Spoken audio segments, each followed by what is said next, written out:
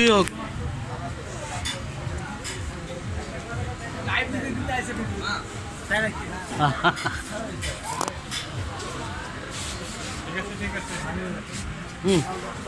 আমারই একটু দেখো। এই যে মুরাদ ভাই চলে আসছে ইলিশ মাছ খেতে মাওয়া ঘাটের পাশে। মুরাদ ভাইয়ের সঙ্গে আরো আসছে সুমনা, শাহনাজ, আরো অনেকে না আপনারা চলে আসেন।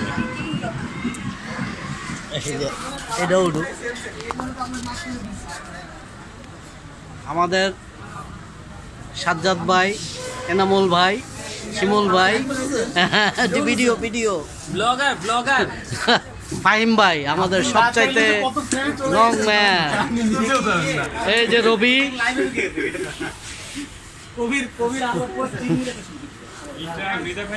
হ্যাঁ এই যে উনি পিছনে দাঁড়িয়ে আছে তারেক ভাই। মৃধা ভাইকে ফোন দিয়েছিলাম, বলছে আসতে পারবো না।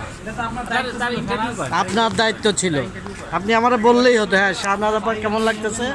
আমার খুবই ভালো লাগতেছে যে আমি আমার কালবেলার কলিগদের সাথেই প্রথম দূরে কোথাও আসছি। এমনিতে তো আমরা অফিসে অনেক চিল করি, কিন্তু বাইরে এসে এভাবে আউটডোরে চিল করতে পারাটা আমার খুবই ভালো লাগতেছে। I am so happy.